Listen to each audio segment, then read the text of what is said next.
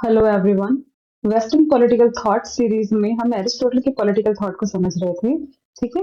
तो आज की क्लास में हम जो एरिस्टोटल की जो थियोरी ऑफ कॉन्स्टिट्यूशन को जो है उसे समझेंगे। ओके।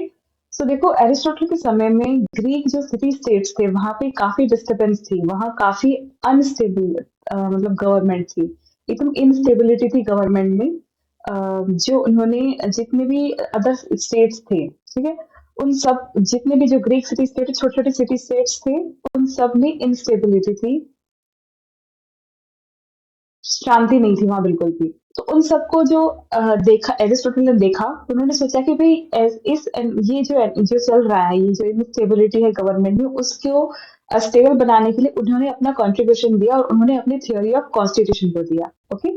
सो उसके लिए उन्होंने जो ग्रीक सिटी स्टेट से अदर, क्योंकि सिर्फ एक वही तो नहीं था ना, एथेंस से तो नहीं था, और भी थे, उन सब के जो अलग अलग कॉन्स्टिट्यूशन थे उनमें 158 कॉन्स्टिट्यूशन थे, उनको स्टडी किया उन्होंने।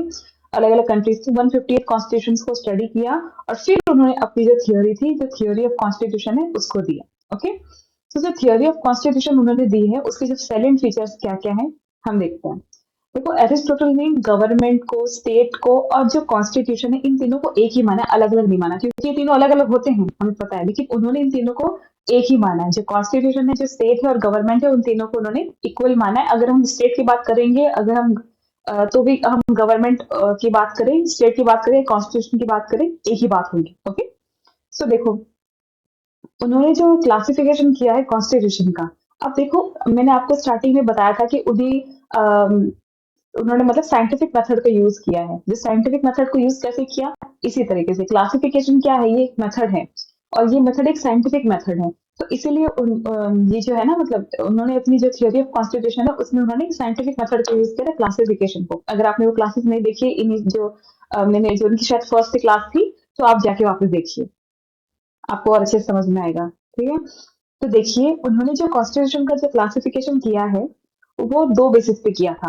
एक तो इस बेसिस पे किया था कि नंबर ऑफ पीपल कितने रूल कर रहे हैं भाई। एक पीपल रूल कर रहा है तो मोनार्की है, फ्यू पीपल कर रहे हैं एरिस्टोक्रेसी है, और बहुत सारे लोग कर रहे हैं तो पॉलिटी है। ठीक है। तो उन्होंने इसे बताया कि नंबर ऑफ पीपल रूलिंग, कि कितने लोग रूल कर रहे हैं, उसके बेसिस पे। दूसरा था कि उनका पर्पस क्या है रूल करने का, कि भाई अगर आई एम सॉरी, जो अगर लोगों के इंटरेस्ट में रूल कर रहे हैं वो, तो नॉर्मल फॉर्म होगा, गवर्नमेंट का जो फॉर्म होगा वो नॉर्मल होगा। और अगर वो सेल्फ इंटरेस्ट में, अगर वो मतलब अपने स्वार्थ के लिए कर रहे हैं रूल, ठीक है, तो वो उनकी परवर्टेड फॉर्म होगी। परवर्टेड फॉर्म का मतलब है करप्ट फॉर्म होगी उसकी गवर्नमेंट की। ठीक है। तो उन्होंने दो बेसिस बताए हैं, एक तो नंबर ऑफ पीपल कितने रूल कर रहे हैं उस बेसिस पे, और एक number of purpose of ruling, के रूल का पर्पस क्या है, खुद के लिए या लोगों के लिए रूल किया जाता है। ठीक है। इसके बेसिस पे अब देखो, आपको सामने एक टेबल दिख रही है, ये इस टेबल के अंदर उन्होंने बता रखा है कि भाई जो नंबर ऑफ पीपल के बेसिस पे लिख रखा है, एक तरफ rule of one, rule of few and rule of many, और एक तरफ उन्होंने बता रखा है कि पर्पस के बेसिस पे नॉर्मल फॉर्म और परवर्टेड फॉर्म। जैसे मोनार्की, सबसे पहले मोनार्की है, ये एक नॉर्मल फॉर्म है और रूल ऑफ वन है। क्या इसमें एक ही पर्सन रूल करता है, और ये एक मतलब राजा का शासन है ना, तो राजा रूल कर रहा है अकेला। अब इसी का परवर्टेड फॉर्म अगर हम देखें, करप्ट फॉर्म क्या होगा, टाइरनी, कि भाई वही राजा लोगों की भलाई की जगह एक मतलब वो बन जाए, मतलब टाइरनी, डिक्टेटर बन जाए वो एक। ठीक है, उसका क्रूर शासन हो जाए, तो उसे क्या बोलेंगे हम, इसका जो परवर्टेड फॉर्म है, जो करप्ट फॉर्म है मोनार्की का, वो क्या होगा, टाइरनी होगा। ओके। सो दूसरा है रूल ऑफ फ्यू, भाई कुछ लोग मिलके, जो इलिट क्लास के लोग हैं, जो हाई क्लास पीपल है, अगर वो मिलके रूल कर रहे हैं तो उसे हम क्या कहेंगे, एरिस्टोक्रेसी कहेंगे। लेकिन इसी का अगर वही लोग सेल्फिश बन जाए, अपने खुद के स्वार्थ के लिए रूल करने लग जाए, तो उसे हम क्या कहेंगे, ओलिगार्की कहेंगे, जो कि क्या होगा, एरिस्टोक्रेसी का परवर्टेड फॉर्म होगा। आप इसे अच्छे से याद रखिएगा कि जो मोनार्की है वो नॉर्मल फॉर्म है और इसी का परवर्टेड फॉर्म क्या है, टाइरनी है। एरिस्टोक्रेसी नॉर्मल फॉर्म है, इसी का परवर्टेड फॉर्म क्या है, जो गवर्नमेंट का टाइप क्या है, ओलिगार्की है। ठीक है। रूल ऑफ मैनी, बहुत सारे लोग मिलकर रूल कर रहे हैं तो गवर्नमेंट होगी, सॉरी पॉलिटी होगी, जो कि एक कॉन्स्टिट्यूशन गवर्नमेंट है। ओके। और इसी को उन्होंने परवर्टेड फॉर्म क्या बोला है, डेमोक्रेसी। अब देखो, उनका जो पॉलिटी है ना, जो हमारे आज के टाइम में जो डेमोक्रेसी है, उस टाइप का उनका जो पॉलिटी था उस टाइम, तो उसको उन्होंने पॉलिटी नाम दिया है। और अगर यही लोग मतलब मिलकर गलत तरीके से रूल करने लग जाए, स्वार्थी हो जाए, ये ठीक है, ठीक से रूल ना करे, तो उसको हम क्या बोलेंगे, डेमोक्रेसी बोलेंगे। ओके। तो आप समझ रहे होंगे, नॉर्मल फॉर्म है मोनार्की, एरिस्टोक्रेसी, पॉलिटी, और परवर्टेड फॉर्म है इन्हीं का, वो है टायरनी, ओलिगार्की, डेमोक्रेसी। इस तरीके से आपको ये याद रखना पड़ेगा। ठीक है, आप ये टेबल अच्छे से देख लीजिएगा। फिर उन्होंने क्या बोला है कि ये जो उन्होंने cycle of change of government दिया है, उनका मानना है कि जो ये गवर्नमेंट थी, जो हमने देखा, जो नॉर्मल फॉर्म था, अभी हमने देखा कि ये जो नॉर्मल फॉर्म है और जो परवर्टेड फॉर्म है, ये क्या है, ये स्टेबल नहीं रह सकती। अगर मोनार्की है तो वो आगे जाके टायरनी में बदल जाएगी, एरिस्टोक्रेसी है तो ओलिगार्की में बदलेगी, पॉलिटी है तो डेमोक्रेसी में, और फिर से मोनार्की आएगी। मतलब उनका मानना है कि चेंज होगा। एक ही तरह का रूल या एक ही तरह की गवर्नमेंट हमेशा नहीं रह सकती। ओके, उन्होंने बोला है कि चेंज होगा। क्यों? देखो सामने कोट में लिखा है, change is the law of nature. ये उनका कोट है, आप इसे याद रख लीजिएगा कि उन्होंने बोला है कि प्रकृति का तो नियम ही है बदलाव।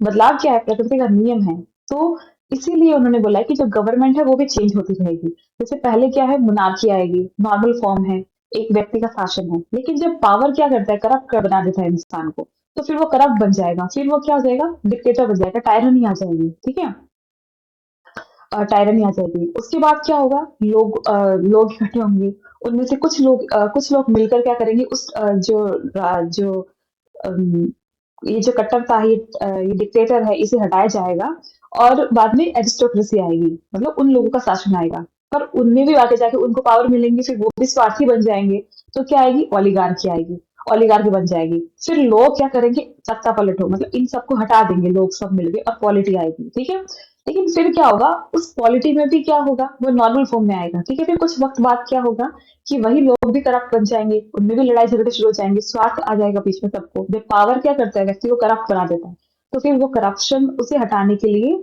तो उस तो क्या बन जाएगा, डेमोक्रेसी बन जाएगी, वो परवर्टेड फॉर्म बन जाएगा। ओके, यही पॉलिटी बाद में डेमोक्रेसी बन जाएगी। फिर उन सबका एक मसीहा निकलेगा, उनमें से एक निकलेंगे जो वाइज पर्सन होगा उन सब में, वो आएगा, और फिर वो इन सबको हटाकर फिर से मोनार्की एस्टेब्लिश करेगा, उसका शासन आएगा, मतलब वो बन जाएगा। ठीक है, तो उसके बाद फिर से टायरनी। तो इस तरीके से क्या होगा, एक नया साइकिल फिर से स्टार्ट हो जाएगा। जैसे ही ये साइकिल कंप्लीट होगा, फिर एक नया साइकिल स्टार्ट हो जाएगा। तो ये जो साइकिल है ना, ये चलता रहता है। उनका मानना है कि हर कुछ वक्त बाद ये जो साइकिल है वो चलता रहेगा, और गवर्नमेंट चेंज होती रहेगी। ठीक है, तो कभी भी एक स्टेबल गवर्नमेंट नहीं है, कि ऐसा नहीं है कि भाई मोनार्की आ गई तो हमेशा मोनार्की रहेगी। नहीं, व्यक्ति करप्ट होगा, और फिर वो टायरनी आएगी, टायरनी से फिर से एरिस्टोक्रेसी आएगी, एरिस्टोक्रेसी से परवर्टेड फॉर्म ओलिगार्की आएगी, ओलिगार्की से नॉर्मल फॉर्म पॉलिटी आएगी, पॉलिटी से उनका फिर परवर्टेड फॉर्म डेमोक्रेसी आएगी, एंड देन अगेन एक न्यू साइकिल बिगिन होगा, जो कि मोनार्की, फिर से मोनार्की आएगी। ओके, तो आप समझ गए कि उन्होंने क्या बोला है। अब उनका मानना है कि जो भी है, मतलब ये जो साइकिल है, इन जितने भी फॉर्म ऑफ गवर्नमेंट बताइए उन्होंने, चाहे वो नॉर्मल फॉर्म ऑफ गवर्नमेंट हो या फिर उनका वो हो, परवर्टेड फॉर्म हो, तो उनका मानना है कि जो सबसे बेस्ट फॉर्म ऑफ गवर्नमेंट या जो कॉन्स्टिट्यूशन या स्टेट है, वो कौन सी होती है, मोनार्की होती है, सबसे बेस्ट। उसमें फिलोसफर किंग रूल करे। अब देखो, हमने देखा कि वो प्लेटो की काफी बड़ी क्रिटिक भी थे, भाई उनके गुरु थे प्लेटो। एरिस्टोटल के गुरु कौन थे, प्लेटो थे। ठीक है, और वो उनको काफी एडमायर करते थे, लेकिन साथ के साथ उनके वो थे क्रिटिक भी, बहुत बड़ी क्रिटिक थे वो। ठीक है, प्लेटो के क्रिटिक भी कहे जाते हैं, कि प्लेटो के क्रिटिक भी थे। लेकिन उनका क्या मानना है कि जो फिलोसफर किंग की बात प्लेटो करते हैं, जो करते हैं उससे वो अग्री तो करते हैं कि हाँ भाई, जो आप कह रहे हो फिलोसफर किंग, वो इसको ये जो उन्होंने, जो प्लेटो ने फिलोसफर किंग की बात करी कि फिलोसफर किंग का शासन हो, आदर्श शासन हो, जो कि है, ठीक है, एक आइडियल किंग की बात करिए, उसको वो सही तो मानते हैं कि भाई मोनार्की सबसे बेस्ट फॉर्म ऑफ गवर्नमेंट है, ऐसा एरिस्टोटल भी मानते हैं। लेकिन ये बेस्ट प्रैक्टिकेबल नहीं, क्योंकि आप देखो कि जब कोई किसी के पास बहुत सारा पावर होगा, तो वो इंसान करप्ट होगा। ठीक है, वो इंसान करप्ट जरूर बन जाएगा।